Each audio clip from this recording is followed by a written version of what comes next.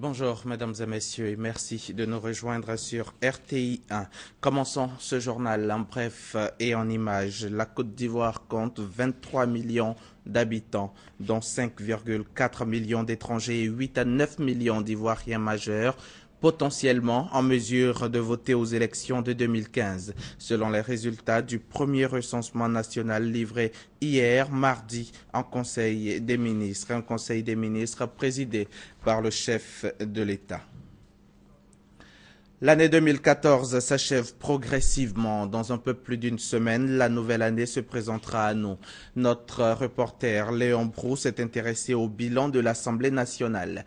Qu'est-ce qui a marqué la vie du Parlement ivoirien durant l'année 2014?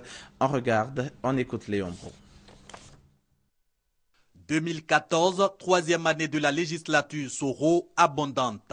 4 sessions, dont 2 extraordinaires tenues, pour examiner au total 63 textes de loi. Seul un, le projet de loi portant statut des greffiers, renvoyé pour examen en commission. Sur les 62 définitivement adoptés par les députés, se trouvent 37 lois ordinaires d'ordre social, culturel, politique et économique.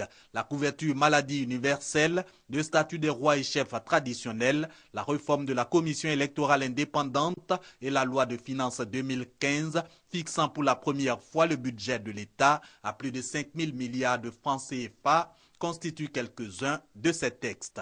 À ces lois s'ajoutent 10 ratifications d'ordonnances dans le domaine économique notamment et 15 lois pour le repositionnement de la Côte d'Ivoire sur l'échiquier international. Toujours dans ce domaine diplomatique, le Parlement ivoirien a reçu des institutions sœurs, dont l'Assemblée nationale de la République française.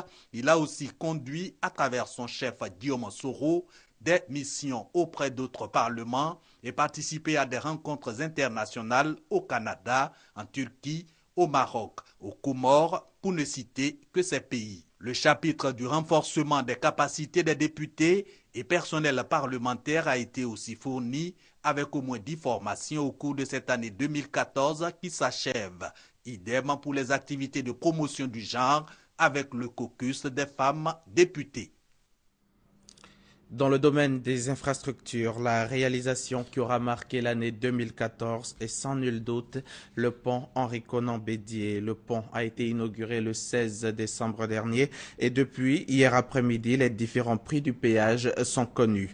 Les tarifs sont fixés à 500 francs CFA par passage pour les véhicules de tourisme, 1500 francs CFA pour les camions et cars et 3000 francs CFA pour les poids lourds. Les détails avec Francis Boifo.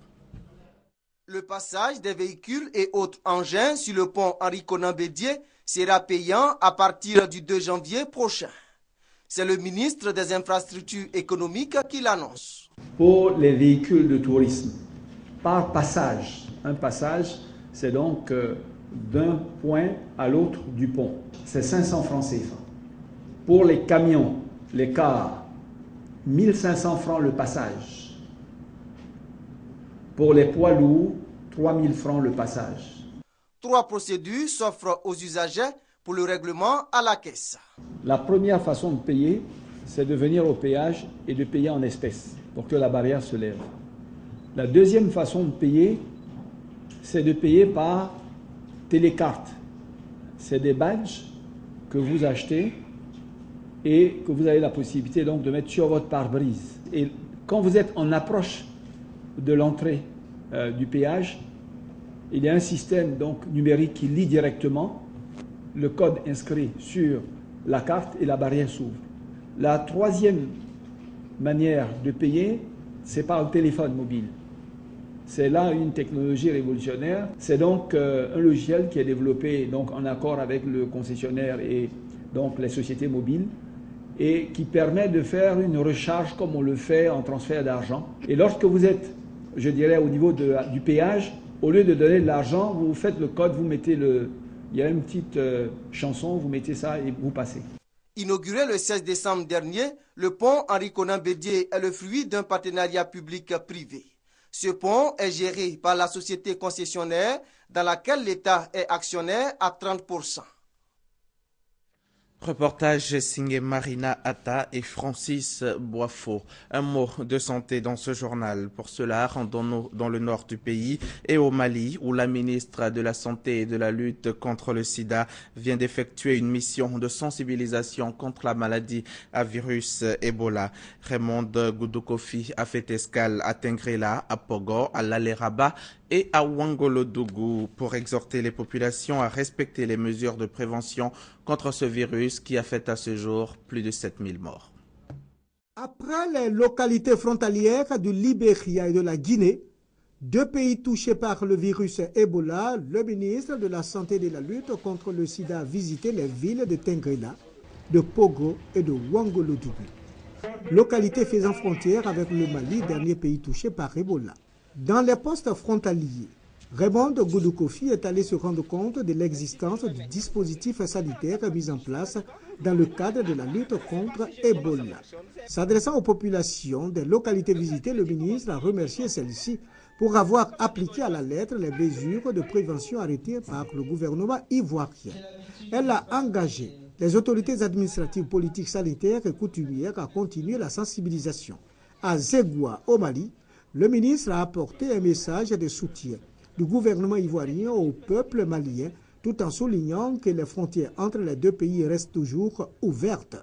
Goudoukofi a relevé le comportement anormal des taxi-motos à ces frontières. Ces derniers traversent les frontières avec des passagers en empruntant des pistes qui échappent au contrôle des forces de l'ordre et au contrôle des autorités sanitaires. Vos enfants qui ont les taxis-motos, là, il faut bien leur parler. Ils vont prendre les pistes là, ils savent que le gouvernement a dit de ne pas faire ça, mais ils vont quand même. Ils prennent les gens qui traversent la frontière. On ne sait pas s'il est malade ou s'il n'est pas malade, ils prennent et puis ils arrivent en ville et puis ils se promènent avec. Mais sur le trajet là, le danger de cette maladie là, c'est quoi? C'est que dès que tu as touché la personne, toutes les personnes que tu vas toucher sur ta route, que tu vas rencontrer, toutes ces personnes là sont contaminées.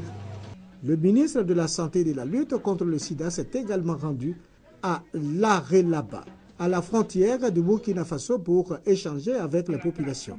Elle a exhorté les populations à signaler la présence de personnes suspectes venant de ces trois pays contaminés par Ebola.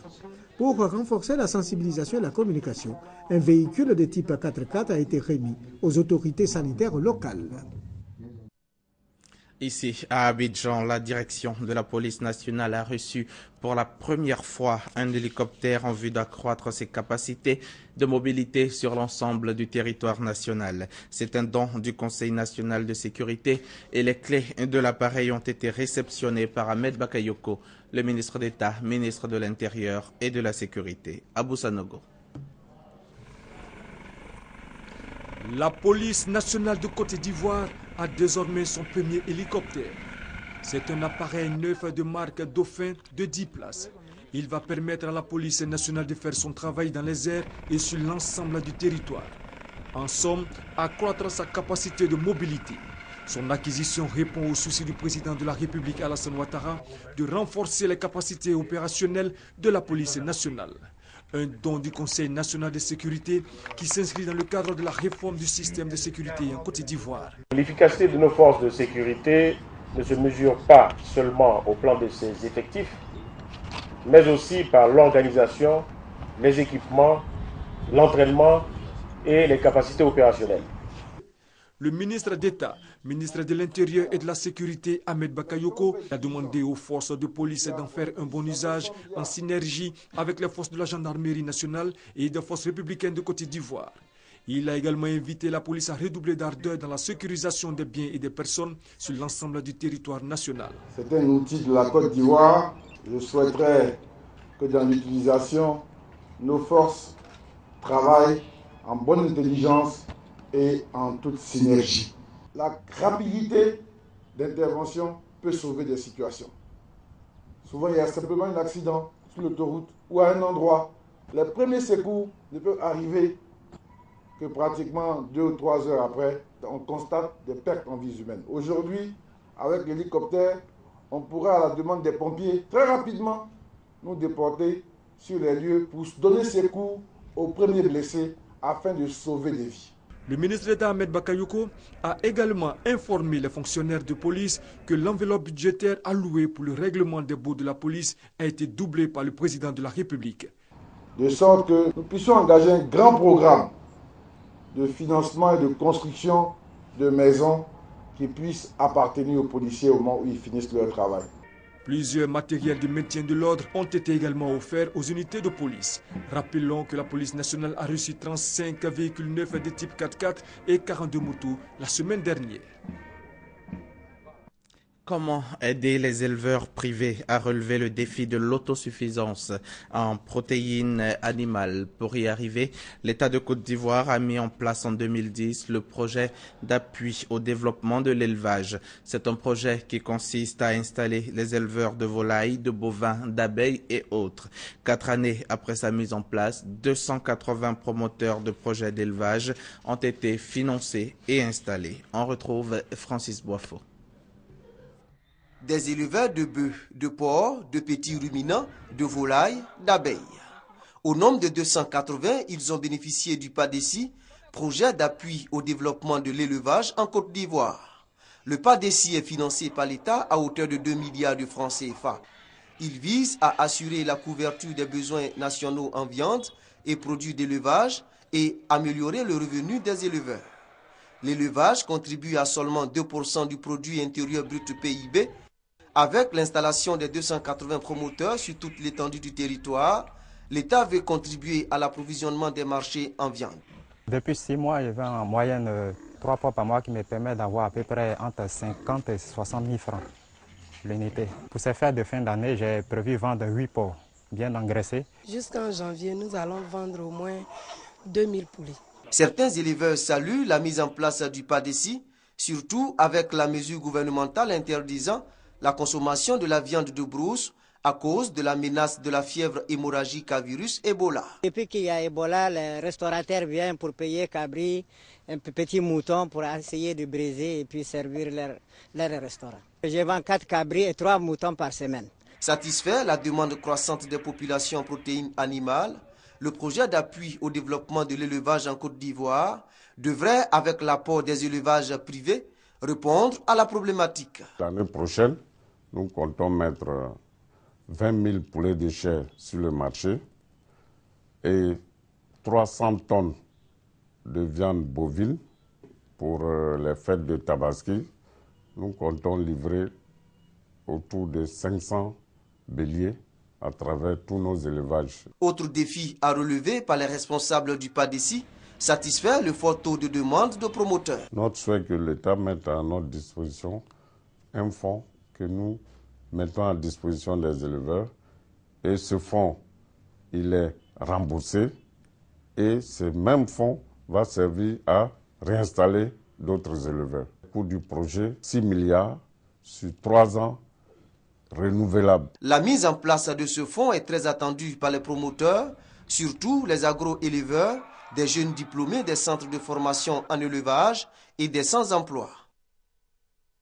La commission paritaire de la carte d'identité de journalistes professionnels et de professionnels de la communication invite les journalistes et professionnels des médias à procéder au retrait de leur carte de journaliste professionnel ou de professionnel de la communication à compter d'aujourd'hui, mercredi 24 décembre 2014, auprès de son secrétariat permanent, 6 à la cité administrative, tour C, 17e étage, porte 28. La Noël, c'est dans un jour seulement et ces 2 milliards de chrétiens se préparent à la célébrer. Quelle est l'histoire de cette fête chrétienne qui est marquée par des symboles tels le sapin, les cadeaux et la couronne de l'Avent? Voyons le sens de tous ces symboles maintenant avec Ami Sissoko. Noël, célébré chaque 25 décembre par les chrétiens, marque la naissance de Jésus-Christ. Cette célébration s'accompagne de symboles qui la caractérisent.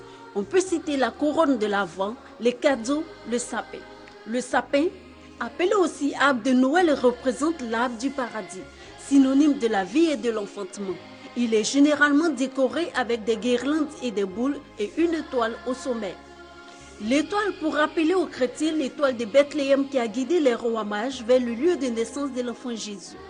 Les boules représentent les pommes. le fruit défendu. Les bougies et les guirlandes symbolisent la lumière.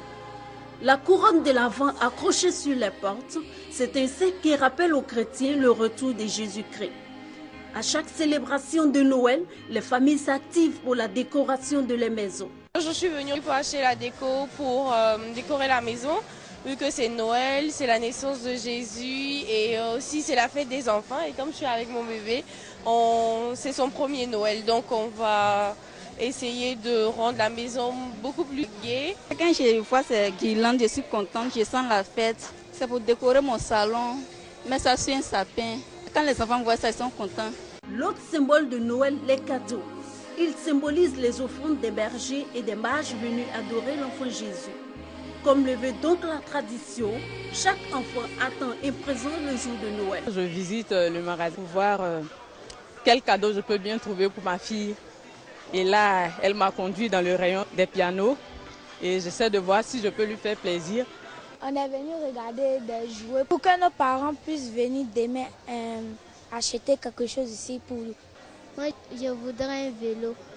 Quand il n'y a pas de cadeau, les enfants sont tristes. Il faut forcément un cadeau. Puisqu'il y a les voisins, il y a les voisines qui sont à côté, les enfants les cadeaux, et puis toi, ton enfant n'a pas de cadeaux. Le sapin, la couronne de l'Avent, les cadeaux, le tout agrémenté par la légende du Père Noël. Il est apparu au 19e siècle aux États-Unis. Autant de représentations qui donnent à la fête de Noël toute sa saveur. Bonne fête de Noël à tous. Bonne journée déjà sur RTI1. On se retrouve demain.